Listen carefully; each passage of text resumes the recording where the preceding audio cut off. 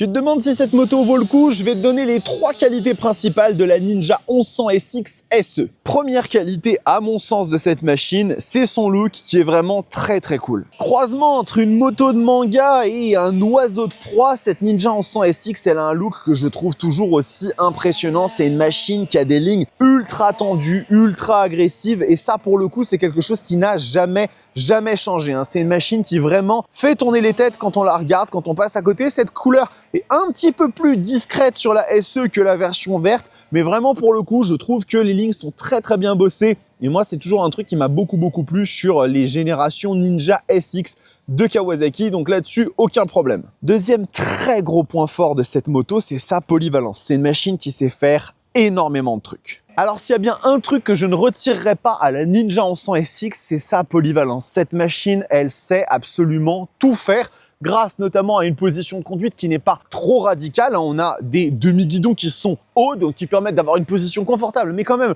un peu sportive. On va avoir une selle qui va être très moelleuse et très agréable. Donc pour faire de la route, c'est très bien. Petite bulle non réglable, mais qui protège quand même suffisamment du vent, je trouve. Et puis derrière, un agrément de conduite qui est très bon, avec un moteur qui est rond, qui est doux, qui sait se montrer un petit peu énervé quand il le faut. Donc oui, la polyvalence sur la 1100 SX, c'est vraiment une de ses plus grosses qualités et c'est peut-être la machine qui sait faire le plus de choses dans la gamme Kawasaki. Et finalement, la dernière qualité pour moi de cette moto, c'est son moteur. Alors clairement pour moi, une qualité de cette moto qui va un petit peu avec la polyvalence, c'est son moteur, ce 4 cylindres en ligne de 1100 cm3. Il a gagné 100 cc par rapport à la version précédente. Il a perdu de la puissance, 6 chevaux, on est à 136 bourrins actuellement, mais avec un couple qui est augmenté et surtout, encore une fois, il est passe-partout ce moteur, il sait tout faire. C'est extrêmement agréable à utiliser en ville parce que c'est très rond, c'est doux, ça cogne pas. Dès que vous commencez à ouvrir la poignée, la machine s'envole et après, dès qu'on prend des tours, ça commence à devenir ultra rageur.